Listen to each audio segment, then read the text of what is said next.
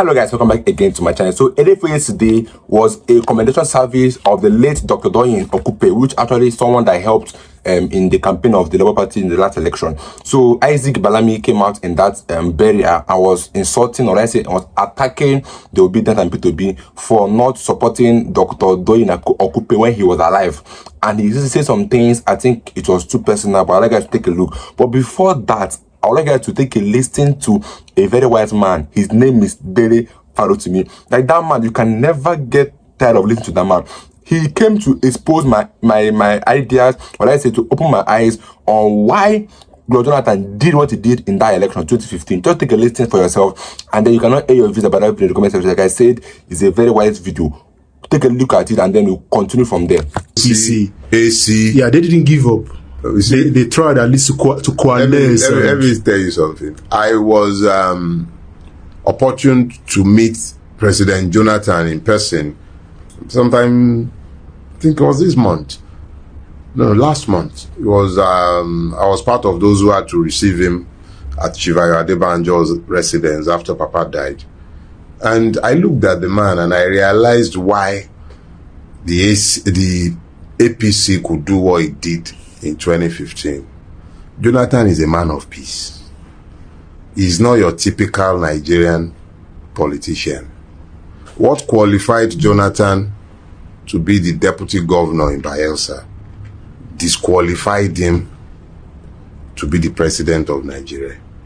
What qualified him to be the vice president to Yaradua disqualified him from being the Nigerian president.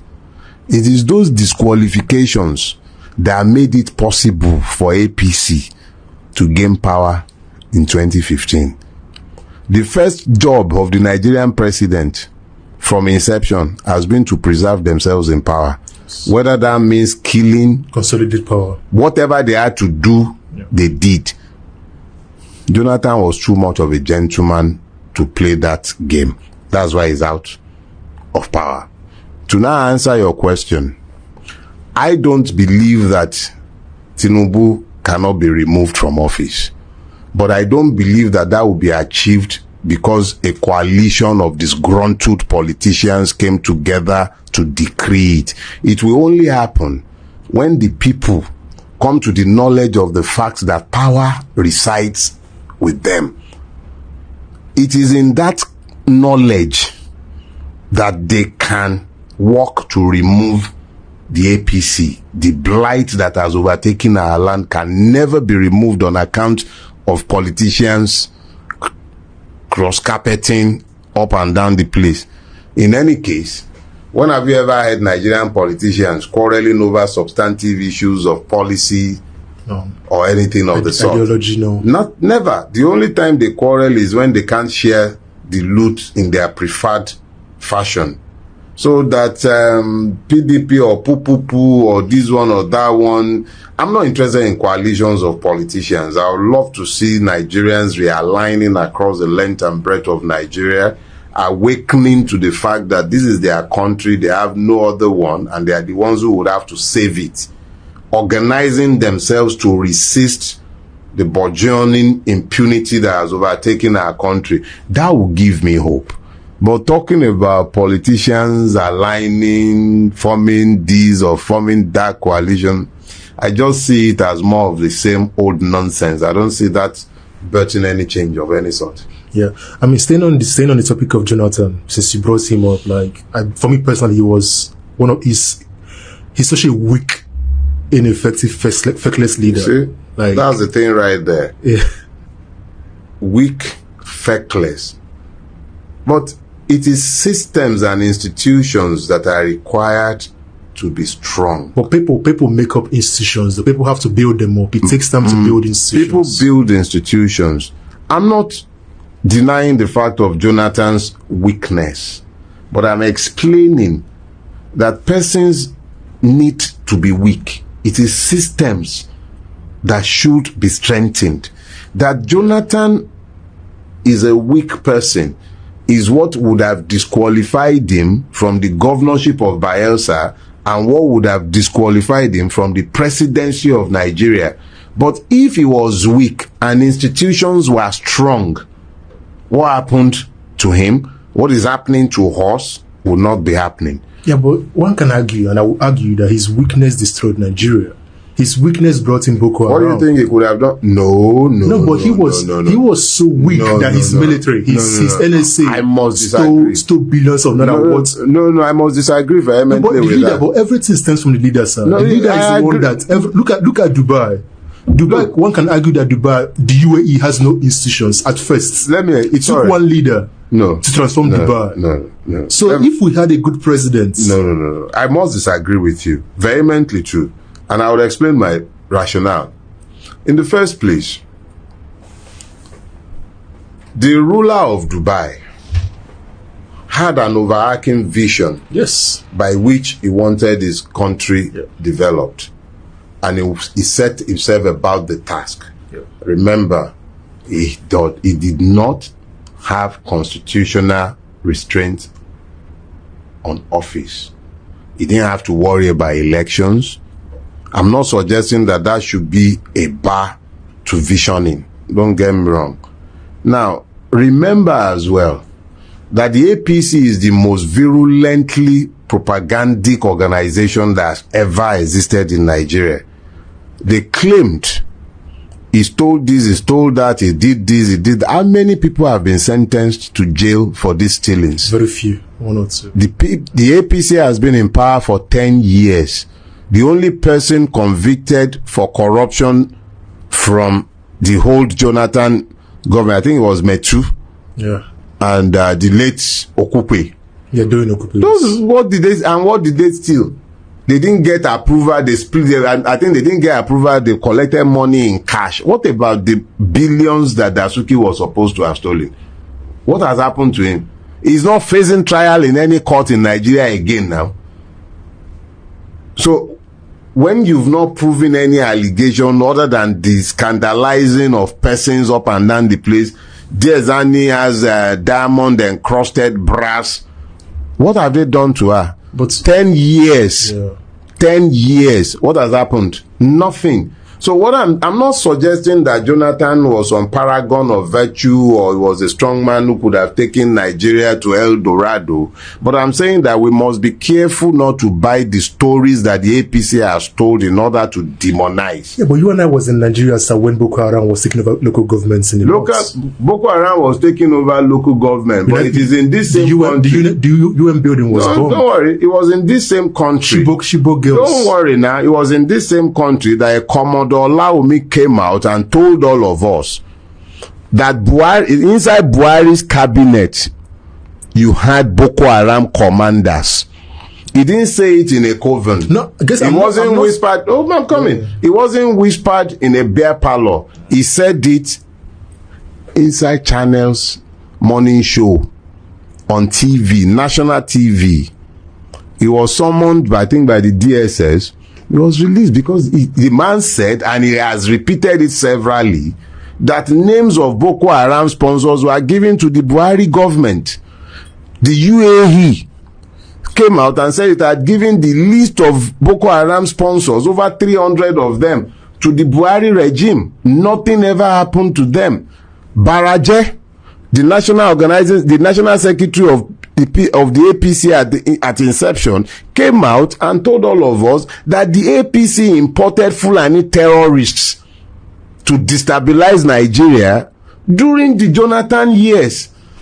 So, if we are dealing with a situation where persons who openly confessed to sponsoring terrorism for political reasons have taken over the governance of the country, we have the benefit of hindsight when we are talking about the proliferation of Boko Haram in 2014, 2015.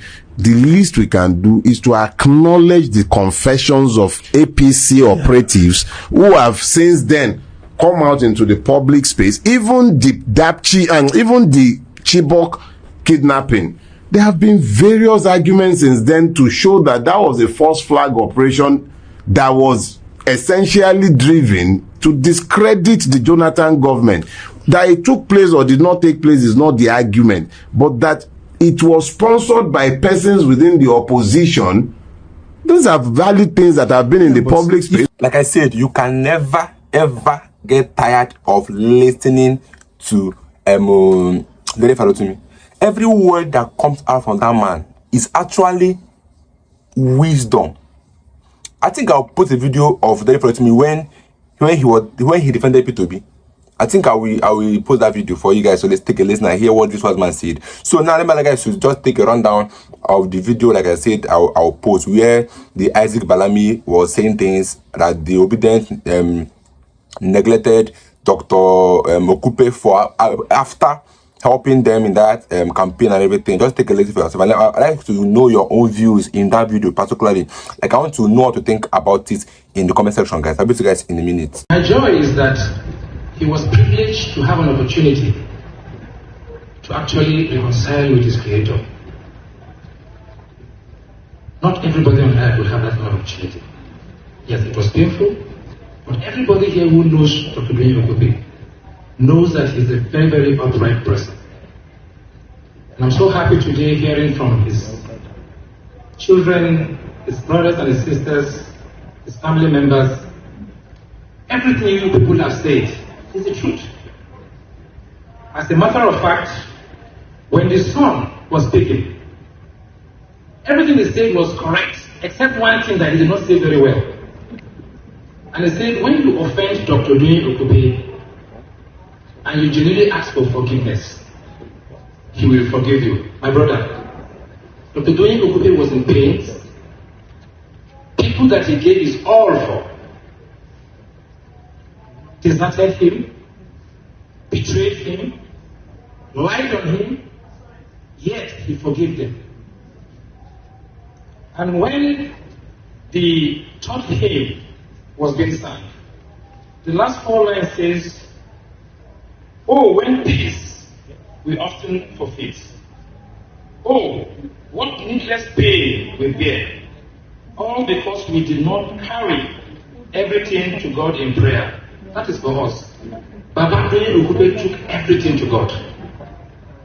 And I'm happy that aside the love his family showed him, the last political party he went back to, because you can't talk about Dr. Doyin Okoye without talking about his political journey. He was a veteran in politics. And the chief of staff to the president, Chief Pajamila, thank you very much. I was there. I saw the love, the support. Everybody supported Dr. Doyin Okoye, aside his family, and I'm very, very happy. Now, one thing that pained me the most is that today when you Google his name, you see some few people say all sorts of rubbish, I'm sorry, Pastor, about him. This man was selfless. The only campaign I've ever been to, I was the campaign manager one, nationwide. He was the DG of a campaign I was part of, that to go to every state for campaign, and we had 100 million naira available for that day. We will put all the money on the table, and all the directors will sit, will distribute the money, and every deficit of 3, 4, 5, 10 million naira, he will produce from his account or he will raise it from elsewhere. After the campaign, he was left in debt. He never went anywhere, even though the campaign had billions. He paid for them himself. And today I watch in the media people say rubbish about such a man. I have never in my life, in my political journey, even though I'm pretty young, but I started quite early in life, I've never seen any politician that I've worked with that was that honest and transparent. Yet, 18 months after the campaign, he was still with the party he was working with. He was in pains like you all heard. He was deserted by the people he worked with. At some point, I reached out on his behalf. They never called him or say, "How are you feeling?" For 2 years. They repeat it for. And people sit down and say, he left them because of money. That man was honorable. He didn't go back to APC because of money. He told me one day, he said, "Balami, I went back because I've seen it all. And I went back to reconcile with people that never hurt me. And I want you guys to live in peace with everybody." One day, after a major surgery in the UK, Dr. Doyin Okoye landed in Abuja with the people he labored for. They entered their cars, they saw how he crawled to the car after a major surgery. 6 hours flight, he couldn't sleep on board. They were beside him. And they never called him 18 months later. And the same people can't even say a word to say he was a good man. He was persecuted because of them. Yet, they did not. So for me, Dr. Doyin Okoye for me is somebody that I love so much. And I'm happy it is left for us. He has done his own part. Anything you sow in this life, you will reap. For the few obedient insulting this man on Twitter, Facebook, Instagram, they are very, very ignorant. But he has already forgiven you, he told me. And he told everybody. Even the ones that he expected so much from, he forgave them. So let me just talk so that I don't begin to go too deep. God bless you all. Hello guys, I think that follow to me video explains why people are calling P2B a weak man. Because it's so shameful that somebody like Kenneth Okonkwo can come out, someone that was before a spokesperson for Labour Party can come out and say that P2B is no longer fit because P2B does not have the heart. So what does he mean by the heart? He means that P2B cannot do what Tinubu did, bribing, corruption, because P2B chose to be on the right path. Now P2B is weak. And that's what happened in terms of Goodluck Jonathan, because Goodluck Jonathan wanted peace. He's not a weak man. You see, in this life, you cannot please everybody. Anything you do, just like now, somebody is even attacking me in my comment section. That my videos are bait to click, which I systematically explained in the beginning of my video.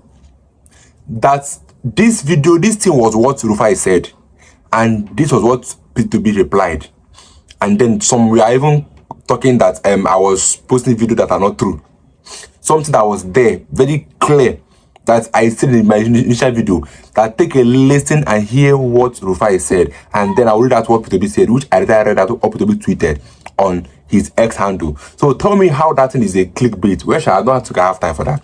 But this video I'm talking about is, this world, you cannot please everybody.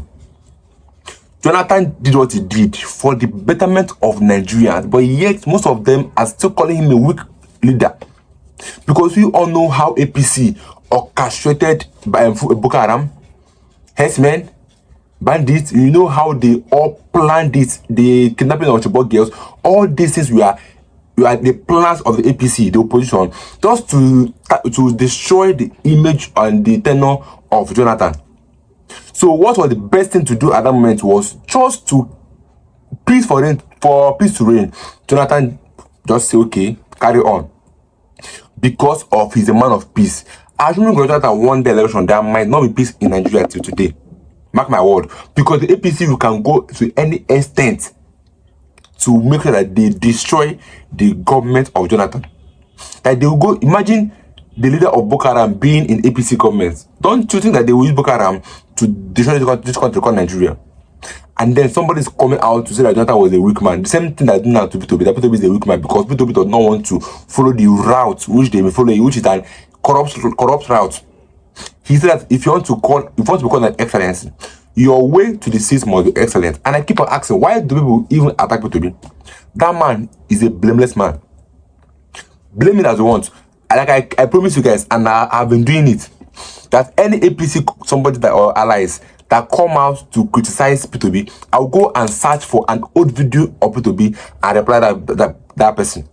Because OB is so wise that even his old videos are responding and replying to the current critics. If you say that he have no legacy in another state, I will go and bring a video for you guys and show you where he said the things he did. If you say that he did this thing, I will go and bring a video for you guys to say that this man is a blameless man. And mind you, that Nigerians or the Igbos are not supporting him because he's an Igbo. The Igbos are not into tribalism, just like the Southwest are doing. That an Igbo man cannot rule us. This coming up with unnecessary ideology. Igbos are supporting P2B because he is the right candidate, not because he's an Igbo man. If Tinubu was to be an Igbo man, the Igbos would not support him. Because they feel that this man has, let me not put it like has, okay, let me not say things that is harsh, but they will say that this man is not able.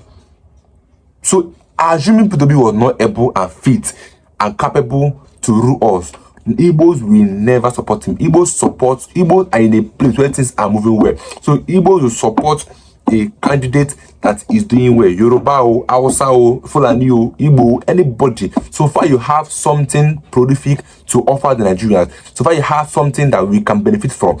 You have something that can better the life of Nigerians. Igbo to support you. Igbos are not into tribalism. Igbos are into something that is moving well. But I'd like to hear your views in the comment section. I'll be guys in my next video. Don't forget to subscribe. Stay tuned, guys.